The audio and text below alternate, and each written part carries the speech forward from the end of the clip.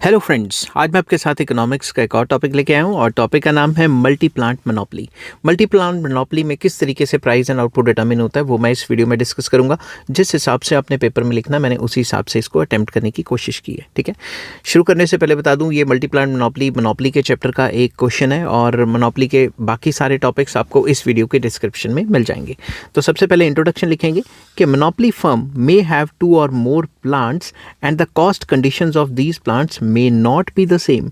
जो मोनोपोली होती है ज़रूरी नहीं कि उसकी एक ही कंपनी है, क्या पता एक प्लांट कहीं खोला हुआ है, दूसरा प्लांट कहीं और खोला हुआ है और दोनों प्लांट्स में कॉस्ट की कंडीशंस अलग अलग हो सकती हैं। समझ के बात, क्या पता रॉ मटेरियल एक जगह पास से पहुंचता है तो सस्ता है और एक जगह दूर से ले जाना पड़ता है तो वो महंगा पड़ता है, कुछ भी हो सकता है। समझ की बात। However for simplicity we shall restrict our analysis to 2 plants which may be generalised to any number of plants. तो मतलब हम सिर्फ मोनोपोली में जो मल्टी प्लांट मोनोपोली है इसमें हम सिर्फ 2 प्लांट्स की बात करेंगे, तो इसको 2 से ज़्यादा प्लांट्स के तौर पे भी जनरलाइज किया जा सकता है। ठीक है, तो पहले टेबल डिस्कस करेंगे। Let us now assume that monopolist operates 2 plants A and B. 2 plants हैं उसके पास, plant A plant B.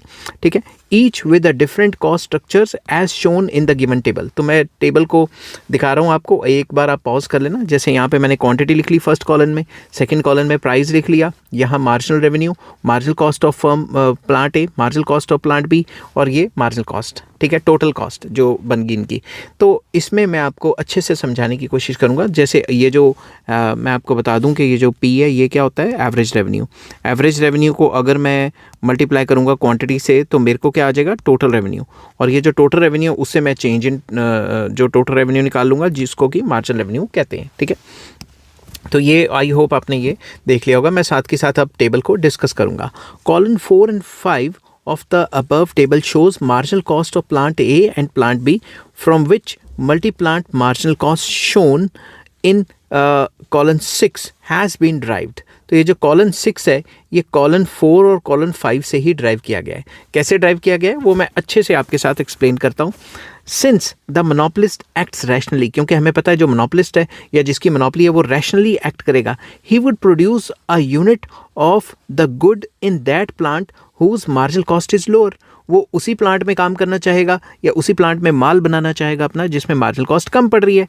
Now suppose that just 1 unit of the good is to be produced. सिर्फ एक यूनिट बनाना है। ठीक है, obviously the monopolist will produce it in plant A whose marginal cost is ₹384 as against 408 of the plant B. अगर उसने माल ही एक quantity बनाना है तो वो यहाँ बनाएगा ना, यहाँ थोड़ी ना बनाएगा, क्योंकि यहाँ उसको ज़्यादा पड़ रहा है। इसीलिए मैंने मार्जिनल कॉस्ट यहाँ पे 384 ली है। अगर उसको दूसरा भी बनाना है तब भी यहीं बनाएगा। अगर उसको तीसरा बनाना है तो यहाँ 418 हो गया, 418, यहाँ 408 है तो थर्ड यूनिट वो यहाँ बनाएगा 408 में। समझ गई बात। तो इस तरीके से इस टेबल को ड्राइव किया गया है। ठीक है, hence multi plant cost for the first unit is ₹384। आप टेबल साथ के साथ लिख लेना। If output is to be, मैं फिर से पढ़ता हूँ, if output is to be 2 units, अगर 2 यूनिट्स बनाने हैं, both will be produced in plant A because it's marginal cost for the second unit is ₹400 as against ₹408 for the first unit produced in plant B. तो second unit भी हमारा यहीं पे बनेगा तो इसलिए मार्जिनल कॉस्ट इतनी लग रही। अब थर्ड इस पे बनाने जाएंगे तो ₹416 खर्च होंगे और अगर हम प्लांट बी पे बनाते हैं तो 408, तो हम जिसकी मार्जिनल कॉस्ट कम है उसी को कंसिडर करेंगे। ठीक है, तो थर्ड यूनिट कहाँ बनेगा, प्लांट बी में। Hence the monopolist's multi plant marginal cost for the second unit is ₹400। If 3 units are to be produced, plant B will enter production because its marginal cost for the first unit is ₹408 as against 416 for the third unit produced in plant A। अब plant A में महंगा पड़ेगा तो plant B में बनाएगा वो। Therefore, when the monopolist produces 2 units in plant A and 1 unit in plant B, his multi-plant marginal cost for the third unit is ₹408। तो first 2 units तो प्लांट ए में बना लिए, ये वाला प्लांट बी में बना लिया। समझिए बात। अब नेक्स्ट अगर प्लांट बी में बनाता है तो 428 कॉस्ट आएगी। मार्जिनल कॉस्ट यहाँ पे कितनी है, 416, तो ये 416 को इंपॉर्टेंस देगा, उसी में बनाएगा क्योंकि ये तो रैशनल है। हम ये एज्यूम करके चल रहे हैं कि ये रैशनल है। Following this reasoning multi plant marginal cost has been derived for each successive unit of output. तो हम इसी तरीके से जहाँ पे सस्ता पड़ेगा उसी को लेके ये जो मल्टी प्लांट मार्जिनल कॉस्ट है इसको ड्राइव कर लेंगे। समझ गए बात? अब आगे चलते हैं।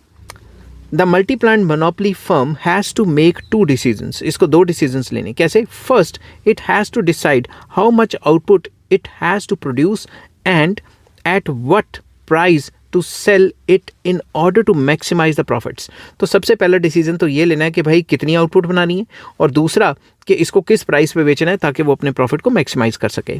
The monopolist's second decision has to be in respect of allocation of production between plant A and plant B. तो वो प्लांट ए और प्लांट बी में इस हिसाब से जो एलोकेट करेगा ताकि उसके प्राइस भी अच्छे से सेटल हो जाएं कि भाई कितने प्राइस पे बेच के उसको प्रॉफिट मैक्सिमाइजेशन होगा और माल का भी पता लग जाएगा। ठीक है।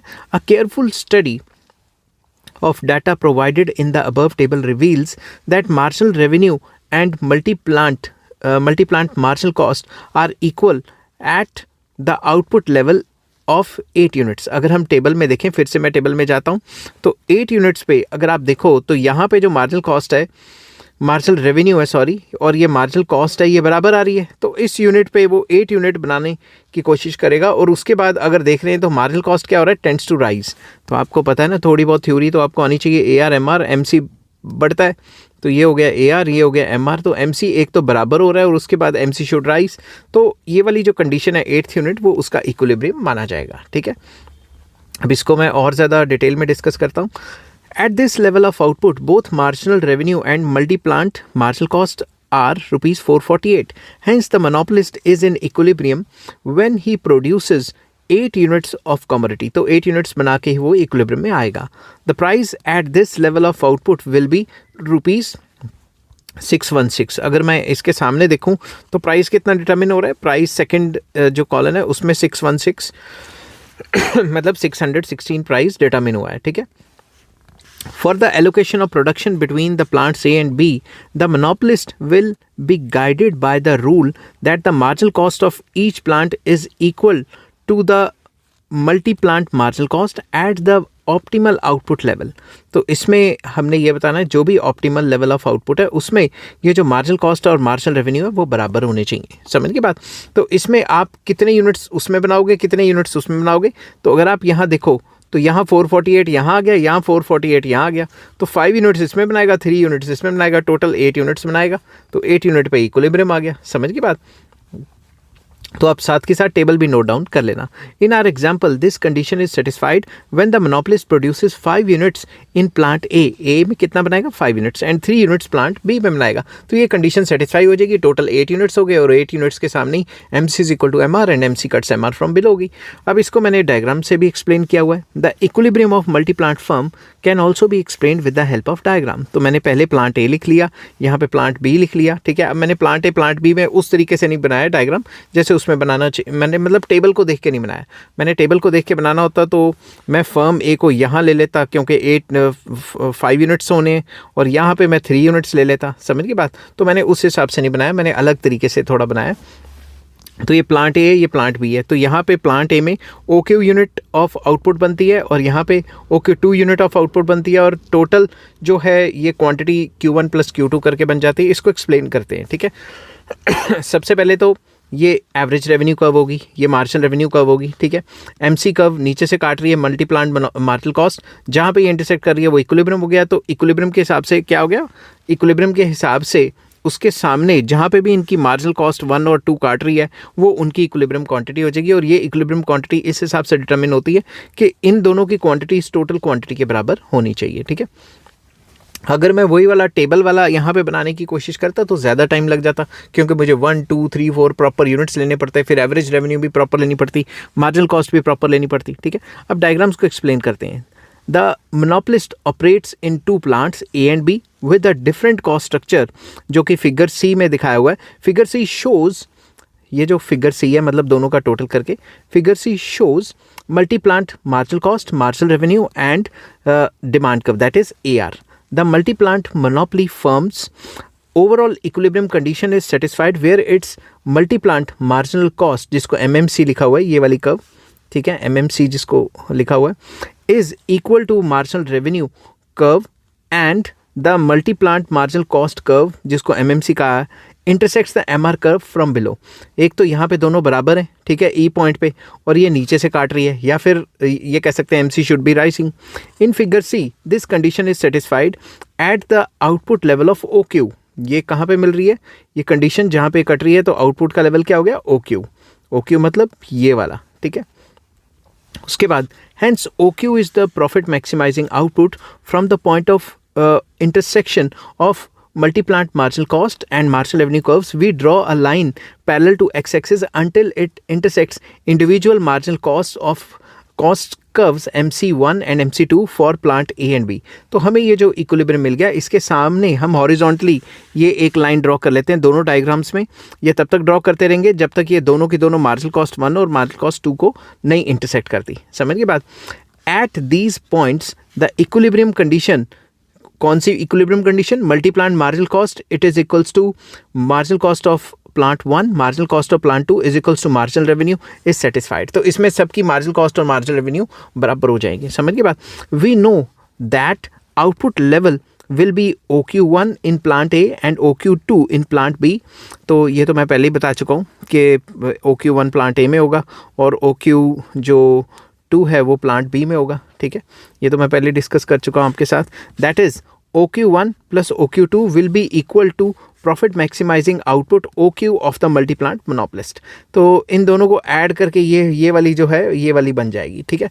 तो ये तो वही बात जो मैं पहले हिंदी में आपको बता चुका हूँ, एक्सप्लेन कर चुका हूँ। Hence a multi plant monopolist maximises profit by producing that output for which marginal revenue and multi plant marginal cost are equal. तो ये इक्विलिब्रियम कंडीशन आपको याद रखनी है कि वहीं पे प्रॉफिट मैक्सिमाइजिंग आउटपुट होगी जहाँ पे मार्जिनल रेवेन्यू और जो MMC है, मल्टी प्लांट मार्जिनल कॉस्ट है, वो बराबर होंगे और जो मार्जिनल कॉस्ट है वो नीचे से उसको काट रही होगी। ऑप्टिमम या optimal allocation of production among the various plants becomes possible when each plant produces so much quantity that the plant's marginal cost is equal to plant's marginal revenue. Marginal cost और marginal revenue बराबर रहेंगे, और किसके बराबर रहेंगे, जो plant का जो मार्जिनल कॉस्ट है वो किसके बराबर होना चाहिए, मल्टी प्लांट मार्जिनल कॉस्ट के। मतलब कि जो marginal cost of 1 should be equal to marginal cost of 2 should be equal to multi plant marginal cost should be equal to marginal revenue. तो यही कंडीशन को इंग्लिश में एक बार लिख लिया, at equilibrium level of output. तो simple words में कंक्लूजन में हमने ये वाली चीज़ लिख ली दोबारा कि multi plant marginal cost should be equal to marginal cost of 1 या plant 1 should be equal to marginal cost of plant 2 should be equal to marginal revenue. ये कंडीशन सेटिस्फाई होगी तो multi plant equilibrium, multi plant monopoly का equilibrium हो जाएगा। तो इस तरीके से आपको ये पूरा का पूरा टॉपिक करना है। अगर आपको ये टॉपिक पसंद आया तो please like, share and subscribe. ये टॉपिक मोनोपोली से लिया गया था और मोनोपोली के रिलेटेड बाकी सारे टॉपिक्स आपको इस वीडियो के डिस्क्रिप्शन में मिल जाएंगे। Take care, bye bye.